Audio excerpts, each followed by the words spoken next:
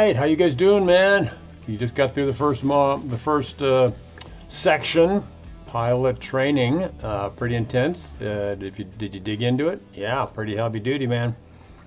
Well, now is the time to look into moving towards your specific issues and your specific ideas for the things or the services you'd like to provide to folks and that you love to do.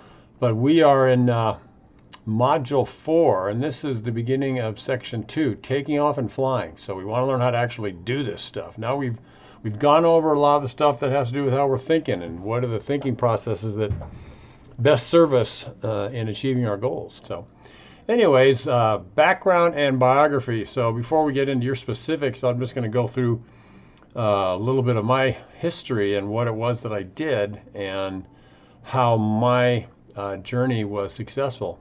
I did the thing with sand sculpture firstly, the same processes, the same steps, the same actions, then duplicated it when I began making faux rock after I realized I'd been traveling hundreds of days per year around the country, and my kid, Daniel, my firstborn boy, was forgetting who daddy was. So as I mentioned in the content when you read the PDF file and stuff. But graduated from Claremont High School. Yes, the same school that they made Ridgemont High from, the movie.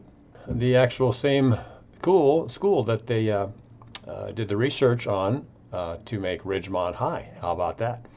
So anyways, went there, graduated somehow in 1977, and then began work. Did a job as a laborer, and I realized, well, I don't want to be a laborer for the rest of my life.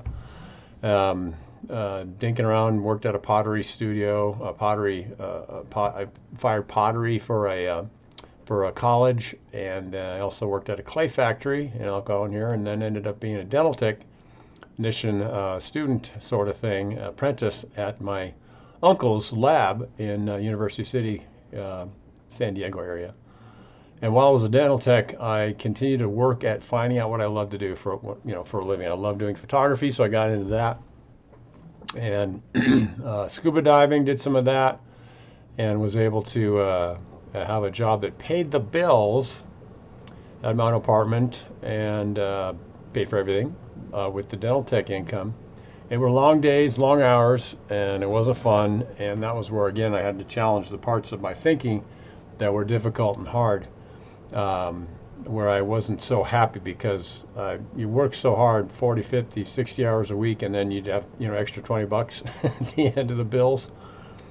So that was a drag, but the extra money that I did have, as I got better and got better income from that, I was able to invest in some photography equipment and started doing photography. My first business being a photographer, $20 for 500 business cards. I designed the little cards myself, and $25 for a business license, and bingo, bongo, bango. I was a photographer and did weddings, street photography, took sunsets, and just took pictures of things I love to do. Was able to also get an official assignment as the official tour photographer for a trip to Europe. And so that was cool. Got a free trip, or at least a deductible trip, if you will, to Europe. 29 days, 9 countries, 29 days. So the content here, we talk about a summary of what I actually did, as opposed to the actual autobiographical story. So let's just get to what I did, so you're not having to wade through my endless stories. But essentially, I got to be a photographer. Then I was a sand sculptor, having met some folks doing that, and then I chose to get out of that and get into faux rock construction. But as you'll see, the second page of Section 2, Chapter 8, biography, quick summary, my strategy for making a living doing what I love. What I did the following pages, here's a quick summary of the simplified action steps that you could take too. So we're talking about you, not just me. That's part of what I did, so I know that it can work, and I duplicated it on the second business. I made a living doing something, or if you have a lot of savings and you can afford to sustain yourselves while you're launching your new business, that's okay too, but it's a little tricky. So I counsel, don't just dive off the deep end with no safety net, as it were. Keep doing what you're doing to make a living, but while you're doing that, you're learning new stuff, okay? You're learning new stuff. You're finding out more about your product or service that you want to provide. What are the pitfalls for it? I set some goals. Number 2, or targets of action. Learned about possible competitors in my area that were doing what I wanted to do, and that's something that you can do as well, and you should do. Plus, set some dates to motivate. So I kept doing what I was doing for a living, and I set some goals. Like in a year, I want to be able to have, as a photographer, I want to be able to have shot 2 weddings, let's say. Want to have shown some work and maybe sold a photograph or 2, something like that. And then continued to try and work the photography business up. And that led to me being at a beach selling photos at a little pier booth that I'd set up. And I met the folks that make sand sculpture and met them. But in my free time, number 3, as it's seen in the summary page, second page on chapter 8, section 2, I did what I loved to do during my free time, which was photography. I turned that into a business at my own pace, so I became a photographer, as I mentioned. I refined and changed my items or services, my photography, and I changed practices, looked at the manufacturing or the processing, because like now you can just take a picture with a digital camera. There's no processing cost. So I spent thousands on film, 35 millimeter slide and print film, including black and white as well. And you get 36 in a roll, let's say. Hopefully get 2 or 3 pictures out of that are decent. Nowadays, digital cameras just make that a non-issue. You're not spending any money. You just delete it and start again. Good thing for photography now. And so marketing, I began to try and get a little better handle on it. I think I did a little bit of ads in local newspapers. But I kept doing what I love and kept the fun in it as much as possible. So that's a 6-step simple outline of what I did, okay? And there's a little star on that page, again, the second page in section 2, chapter 8. Document what you do. It's an important note. Get really good or get pretty good at photography and videography. Your phone can do it. And if you don't have a phone that'll do it, get a camera that'll do it. You can get very reasonable price cameras. Canon PowerPoints are really great. And I've used those in the past too before I got a better camera in my phone. And so you want to document all the stuff you're doing. If you're providing services for a party, if that's the kind of thing you're doing, like if you're a wedding planner or something, or if you're making something, document how you make it maybe. You don't have to share everything that you know and you've developed on how you make your thing necessarily, because there is wisdom in keeping secret, if you will, some of your proprietary strategies, ideas, and construction techniques, if you will. If you can share the finished item, you can market it on YouTube. I have a whole section as we're going to step into here and we move forward on social media and how you can get the word out for 0 money. You just get it out there by sharing it and sharing your passion and your love of it. Okay, so if you don't document it, there's no pictures, there's no video, there's no still shots. If you can't do it, hire somebody to do it. But you need content to help explain and show to folks what it is that you can do for them and why would they hire you. Okay, the third page after that is my business setup steps and actions. Here's a summary. A, get a business retail license, sales license if you need one. Find a place you can sell your things or your service, or fairs, families, friends, online stores, businesses that need what you have. C, cultivate personal, professional relationships. Pool builders for me, as an example, for Faux Rock contracting, for example. And listen to people, get some good counsel, instruction, and guidance from people who have done a business. If you don't know anyone, you can Google it and look for free content, blogs and stuff, podcasts that talk about starting your own business. YouTube has videos, endless videos by people that are talking about how they did it. Don't be afraid to invest in stuff to learn on how to do your business, okay? But you want to cultivate those relationships with people that are in and around your industry that you'd like to get tucked into and engaged in. Again, we're looking at what do you love to do for a living. We're going to talk about that in a second.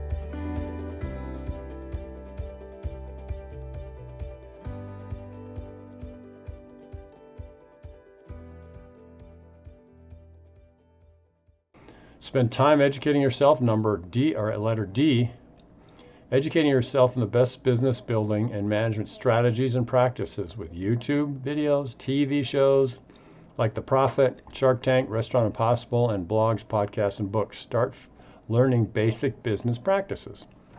I mean, I barely got into that stuff. I had a tendency just to launch off into what I love to do, and I was like, I don't even care about that. I just like doing it. Just take off and run with it and do it. So I'm letting you know that it'd be good if I spent time learning about, these other issues, marketing, best business practices. Do I need a license? I didn't know. I worked for years without a contractor's license as a sole proprietor. And I didn't even know I needed to do it different. Letter E, give your thing and services away for free. That's going to be part of what we're going to look at in the course here in module or in section 2. All right, one of the modules coming up, talking about giving it away.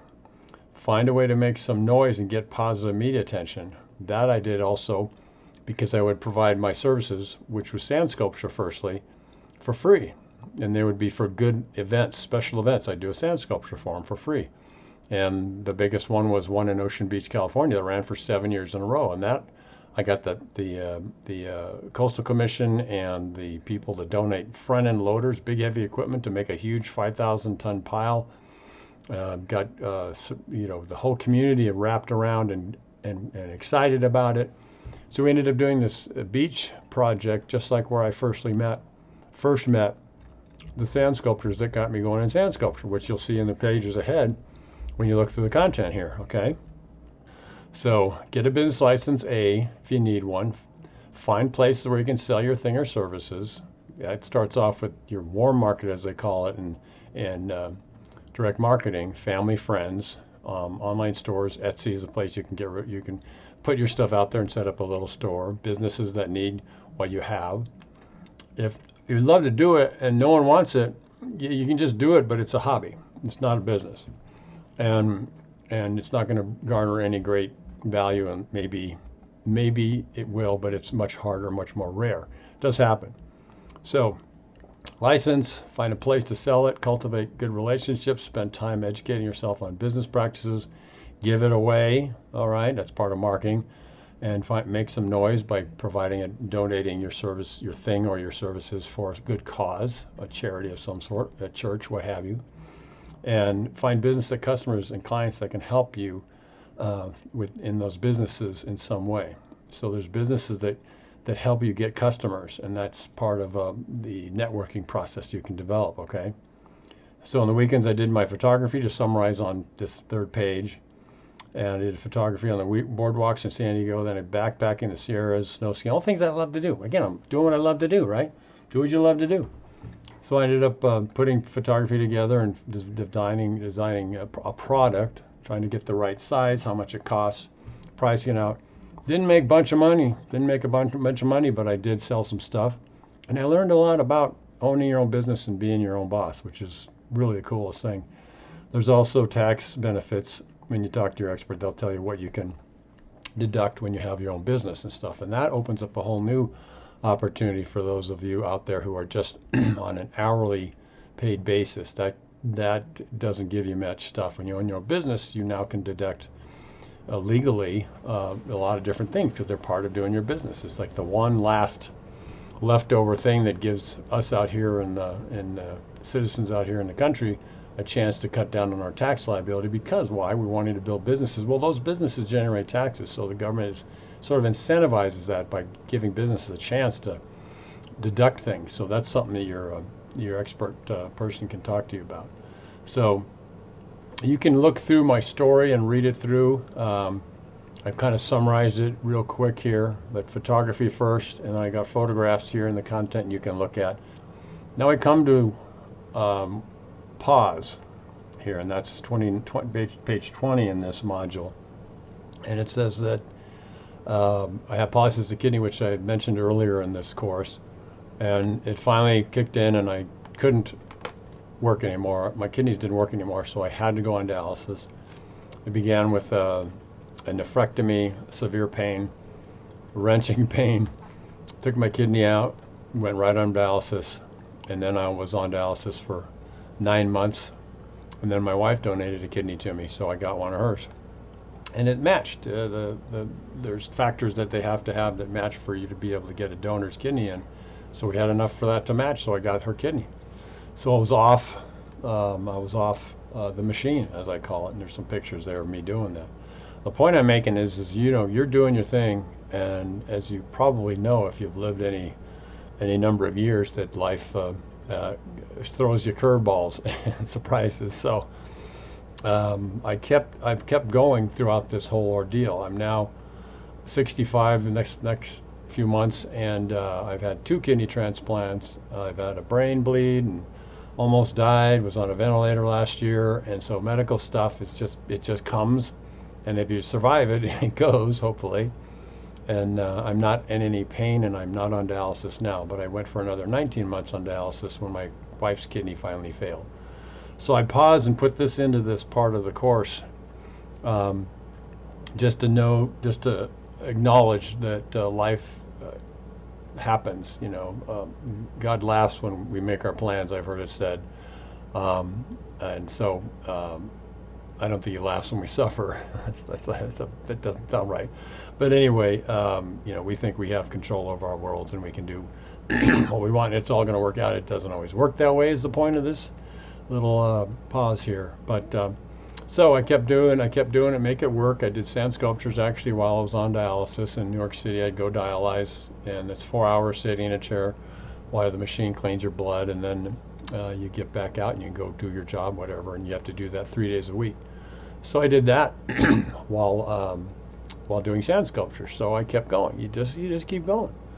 So that's what I did there. And then I talk about the next business after sand sculpture, where I was traveling so much. My son Daniel, I think I mentioned, he forgot who I was, kind of. He's like, "Come here, buddy," and he was like, "Who's that man?" He clung to his mama, my wife, and so I went, I've been doing this a little bit too much. I think I need to hang out, stop traveling, be home with my family. I knew nothing about making faux rock or artificial rock. Nothing. Excuse me. I didn't know anything. But a friend was a sand sculptor, knew a little bit about it, and he talked to me, and I thought, well, that sounds interesting.